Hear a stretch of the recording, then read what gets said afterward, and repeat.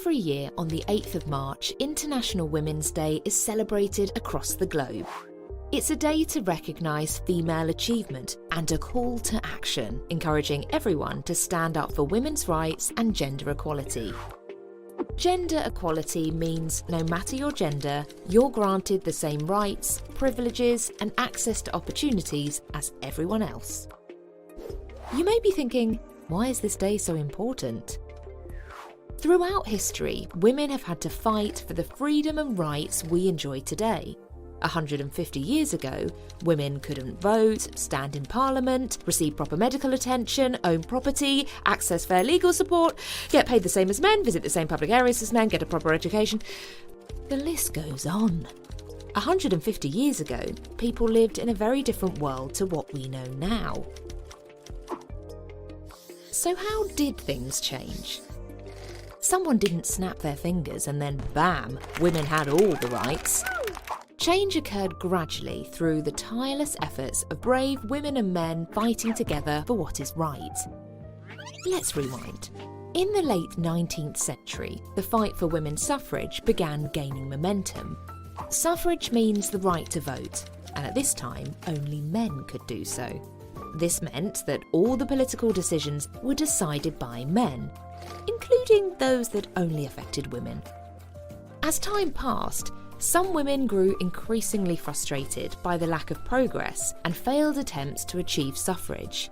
One of these women was Emmeline Pankhurst, who responded by forming the Women's Social and Political Union in 1903, which encouraged a stronger kind of activism.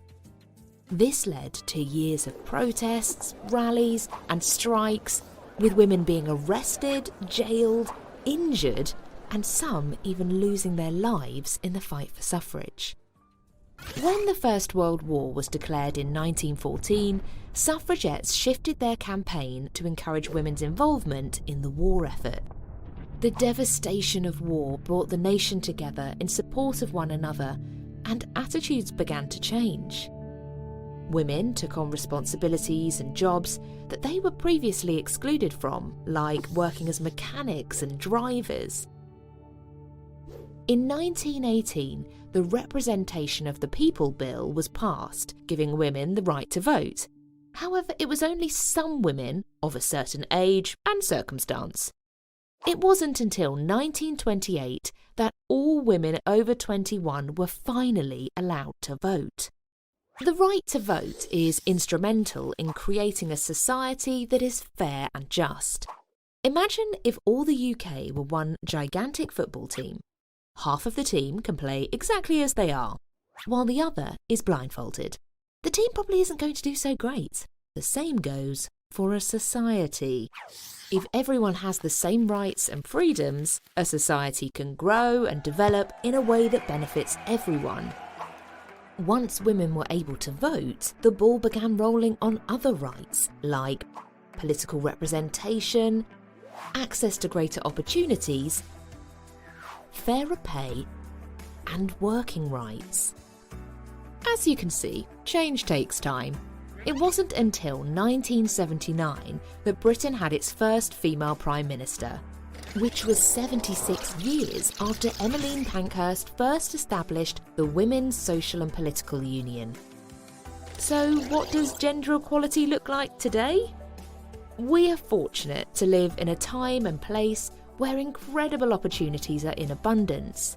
Everyone can get an education, access healthcare, get a job, and speak their minds.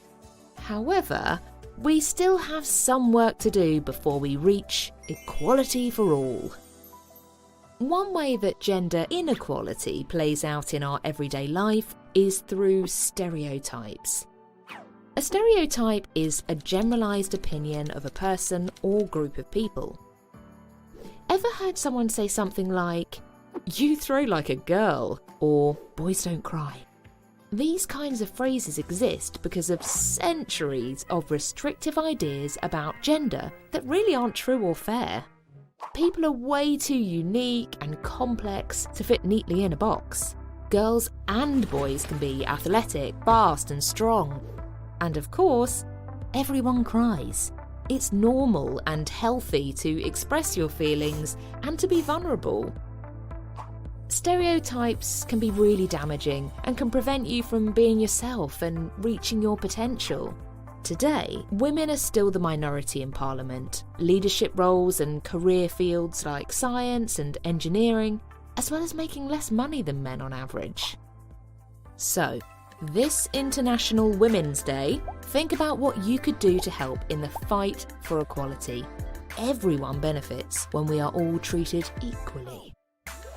Why not celebrate the amazing achievements of women you admire? Especially now you know just what it took to get there.